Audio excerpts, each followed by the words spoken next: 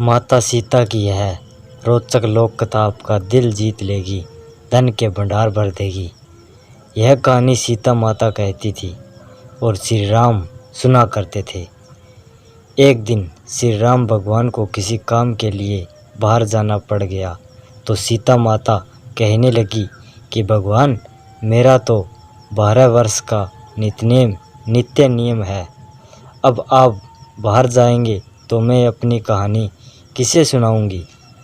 श्री राम ने कहा कि तुम कुएं की पाल पर जाकर बैठ जाना और वहाँ जो औरतें पानी भरने आएंगी उन्हें अपनी कहानी सुना देना।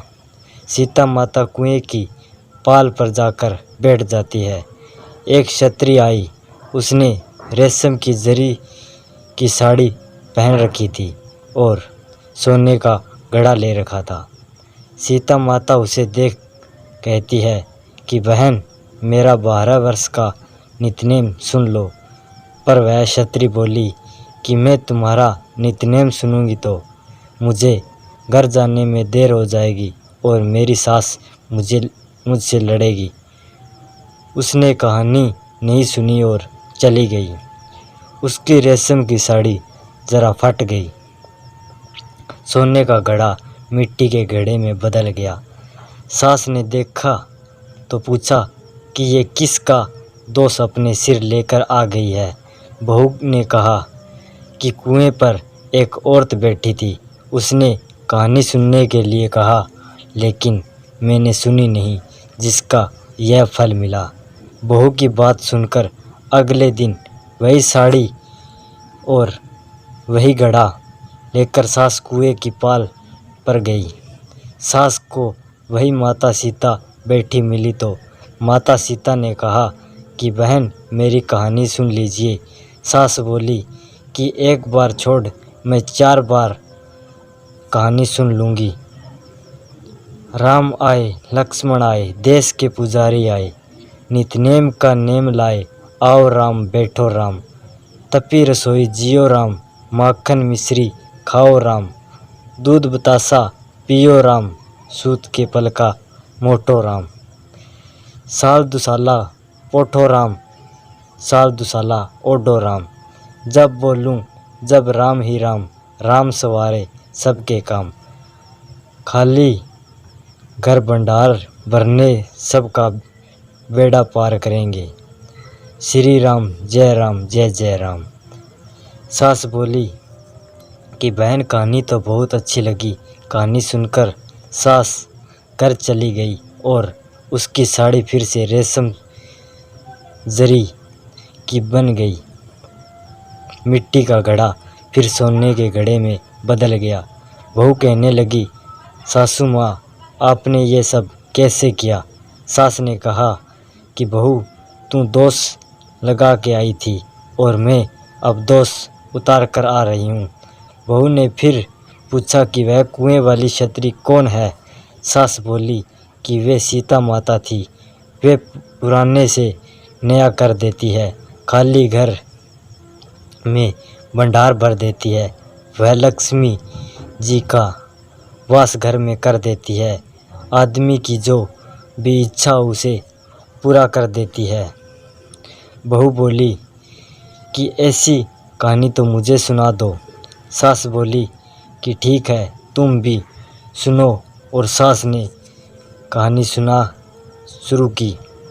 राम आए, लक्ष्मण आए, देश के पुजारी आए, नित्यनेम का नेम लाए, आओ राम बैठो राम, तपी रसोई जियो राम, माखन मिश्री खाओ राम, दूध बतासा पियो राम, सूत के पलका मोठो राम, साल दुसाला ओठो राम, साल दुसाला ओडो राम, जब बोलूं जब राम ही राम, राम संवारे सबके काम, खाली घर भंडार भरेंगे सबका बेड़ा पार करेंगे, श्री राम जय जय राम।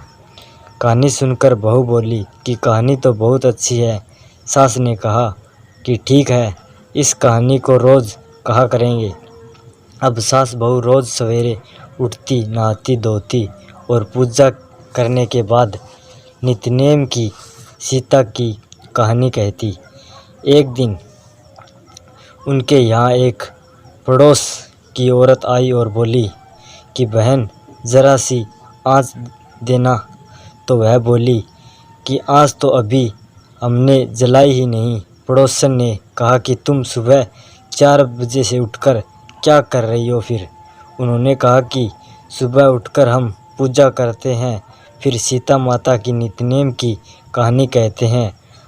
पड़ोसन ने उनकी बात सुनकर फिर कहा कि सीता माता की कहानी कहने से तुम्हें क्या मिला?